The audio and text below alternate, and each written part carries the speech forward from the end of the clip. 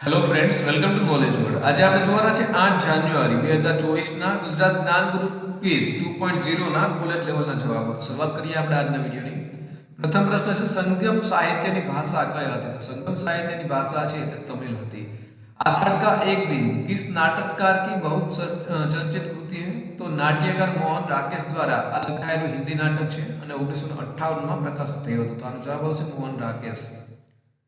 ભારતની પ્રથમ વસ્તી નીતિ ક્યારે જાહેર કરવામાં આવી હતી? તો વર્ષ 1976 માં પ્રથમ વસ્તી નીતિ છે જાહેર કરવામાં આવી હતી.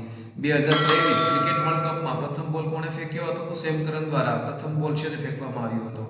मनमानी कीमत पर चीज वस्तुओं को खरीदने बेचने का कारोबार को क्या कहा जाता है? तो काला बाजार. जीभना पाछळना मूळना भागમાં કયો સ્વાદ અનુભવાય છે? તો કડવો સ્વાદ છે તે અનુભવાય છે. ભારતમાં કયા વર્ષમાં ભોજેન્દ્રનાથ સેલ દ્વારા કોલકાતા યુનિવર્સિટી ખાતે મનોવિજ્ઞાનની પ્રથમ પ્રયોગશાળા સ્થાપવામાં આવી હતી? તો વર્ષ 1916 માં. 2011 ની વસ્તી ગણતરી મુજબ ભારતમાં સૌથી ઓછી અનુસૂચિત જનજાતિની વસ્તી કયા રાજ્યમાં જોવા મળે છે? તો મેઘાલય રાજ્યમાં જોવા મળે છે. કોણ લોહીને જામી જતું અટકાવે છે? તો હેપરિન.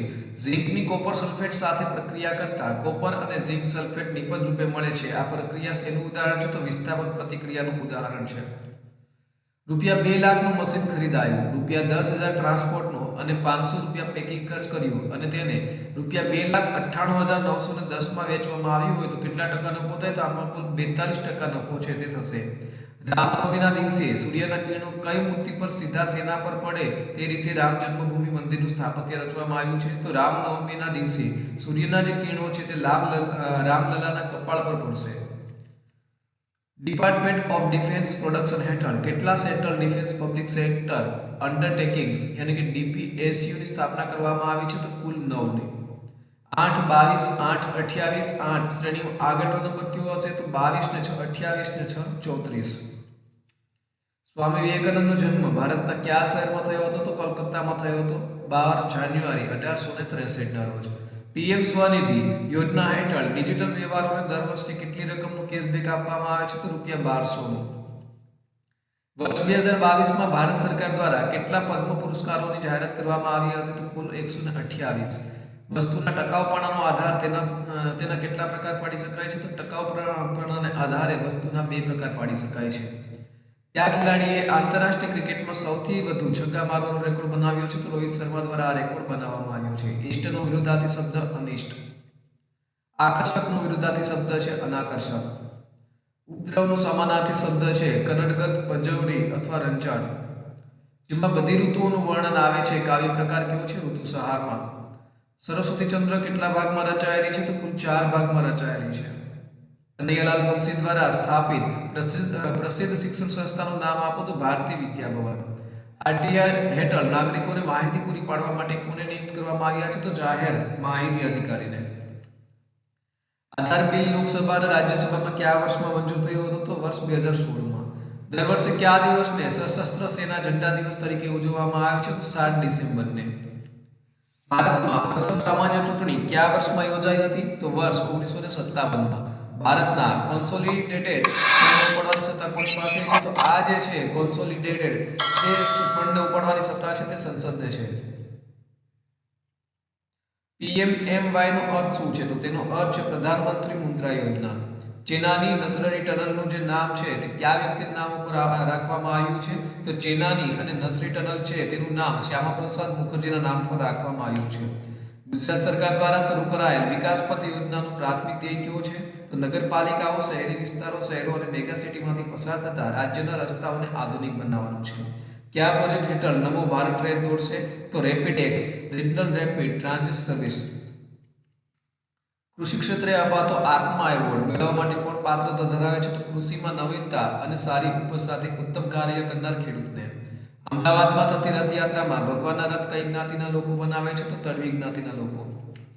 ચંદ્રયાન 2 લેન્ડરનું વજન કેટલું હતું? તો તેનું વજન હતું 1471 કિલોગ્રામ. ચંદ્રયાન 3 ના લેન્ડરમાં કેટલા પેલોડ ઇન્સ્ટોલ કરવામાં આવ્યા હતા? તો કુલ 7 પેલોડ છે તે ઇન્સ્ટોલ કરવામાં આવ્યા હતા. ચંદ્રશેખર આઝાદનું અવસાન કયા શહેરમાં થયું હતું? તો પ્રયાગરાજ, ઉત્તર પ્રદેશમાં. શ્યામજી કૃષ્ણ વર્માએ લંડનમાં ઇન્ડિયા હાઉસની સ્થાપના કયા વર્ષમાં કરી હતી? તો વર્ષ 1905માં. ઈસવીસન 1857 ની ક્રાંતિનું પ્રતીક શું હતું? તો કમળ અને રોટી. નીચેનામાંથી ગદર પાર્ટીના સ્થાપકોમાંના એક કોણ હતા? તો સરદાર સોહનસિંહ ભકના. નીચેનામાંથી કયા ક્રાંતિકારી દેશભક્ત ઓક્સફોર્ડમાં સંસ્કૃતના અધ્યાપક હતા? તો શ્યામજી કૃષ્ણ વર્મા. મહાભારતના યુદ્ધમાં દુર્યોધનના પુત્ર લક્ષ્મણનો વધ કોણે કર્યો હતો? તો અભિમન્યુ દ્વારા આ વધ કરવામાં આવ્યો હતો. મહાભારતમાં યુધિષ્ઠિરના રાજા બન્યા પછી સેનાની કમાન કોને સોંપવામાં આવી હતી? તો નકુલને આ સેનાની કમાન છે તે સોંપવામાં આવી હતી. મહાભારત અનુસાર યુધિષ્ઠિરની દ્વિતીય પત્ની દેવિકા દ્વારા જન્મેલા પુત્રનું નામ શું હતું? તો તેનું નામ હતું ધૌંધૈયા. મહાભારતમાં યાજ્ઞસેની તરીકે કોણ ઓળખાય છે? તો દ્રૌપદી છે તે મહાભારતમાં યાજ્ઞસેની તરીકે ઓળખાય છે કારણ કે તેનો જન્મ છે તે યજ્ઞમાંથી થયો હતો. રામના માટે વનવાસ માંગવાનું કઈ કઈને કોણે કહ્યું હતું? તો દાસી મંત્રા દ્વારા આ સૂચન છે તે કરવામાં આવ્યું હતું. 10वां विश्व हिंदी सम्मेलन भारत के किस शहर में आयोजित हुआ? तो भोपाल में. नमक का दारोगा कहानी में अलोपी दिन की गाड़ियों में क्या लदा हुआ था? तो मीठाना गट्ठों की बोरियों એટલે કે નમક લदा हुआ था. गुरुमुखी लिपि किस सिख गुरु के द्वारा शुरू की गई है? तो गुरु अंगद के द्वारा. हिंदी राष्ट्रीय एकता का प्रतीक क्या है? यह किसकी सूक्ति है? तो प्रणव मुखर्जी છે આપણા ભૂતપૂર્વ રાષ્ટ્રપતિ તેઓની આ सूक्ति છે. प्रथम विश्व हिंदी सम्मेलन कहाँ हुआ था? तो नागपुर में. पुनीत वन કેટલા વિસ્તારમાં ફેલાયેલું છે? તો ગાંધીનગરમાં પુનિત વન આવેલું છે અને તે 6 હેક્ટર જમીનમાં ફેલાયેલું છે. 67મો રાજ્ય કક્ષાનો વન મહોત્સવ ક્યારે ઉજવાયો હતો? તો વર્ષ 2016માં મેઘરજ ખાતે આ જે વન મહોત્સવ છે તે ઉજવાયો હતો. 19મી એશિયન ગેમ્સ 2023માં ભારતીય મિક્સ ટીમે 10 મીટર એર પિસ્તોલમાં કયો મેડલ જીત્યો હતો? તો ગોલ્ડ મેડલ છે તે જીતવામાં આવ્યો હતો. एशियन गेम्स 2023માં મહિલાઓની 60 કિગ્રા સેન્ડા ઇવેન્ટમાં ભારતમાંથી સિલ્વર મેડલ કોણે જીત્યો હતો? તો રોશિકના દેવી દ્વારા આ સિલ્વર મેડલ છે તે જીતવામાં આવ્યો હતો. એશિયન ગેમ્સ 2023માં મનુ ભાકરે શૂટિંગમાં કયો મેડલ જીત્યો? તેઓના દ્વારા ગોલ્ડ મેડલ છે તે જીતવામાં આવ્યો હતો. 2026માં કેટલામી એશિયન ગેમ્સ યોજાશે? તો 20મી. ફેમ ઇન્ડિયા પોલિસીના પ્રથમ તબક્કામાં કેટલો સમય લાગ્યો હતો? તો 2 વર્ષ ચાલ્યો હતો આ પ્રથમ તબક્કો. અંત્યેષ્ટિ સહાય યોજનાના લાભાર્થી કોણ છે? તો બાંધકામ શ્રમયોગી છે. હકીકત પોલીસ કરવાનો ઉદ્યોગ ગુજરાતમાં સૌથી વધુ ક્યાં વિકસ્યો છે? તો ખંભાત ખાતે.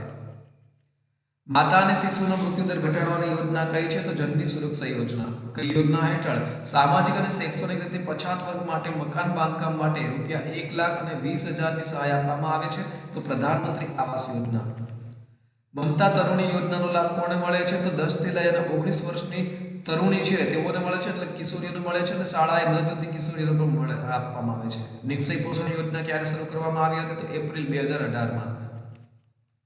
2023માં એશિયાઈ ખંડના કયા વડાપ્રધાને ફિજીનું સર્વોચ્ચ સન્માન companion of the order of Fiji એનાયત કરવામાં આવ્યું? તો વડાપ્રધાન નરેન્દ્ર મોદીને આ જે સન્માન છે તે એનાયત કરવામાં આવ્યું છે. તો આ સાથે આજના દિવસનો વિડીયો એ પૂર્ણ થાય છે. બીજા અગત્યના વિડીયોની લિંક સ્ક્રીન ઉપર આપેલી છે. અગાઉની પરીક્ષાના પેપર સોલ્યુશન પણ આપેલા છે. ચેનલમાં નવા હોય તો તમે ચેનલને સબસ્ક્રાઇબ છે તે પણ કરી શકો છો. તો આ સાથે આજનો વિડીયો પૂરો થાય છે. ફરી મળીશું બીજા નવા વિડીયોમાં. ત્યાં સુધી રજા આપશો. નમસ્કાર.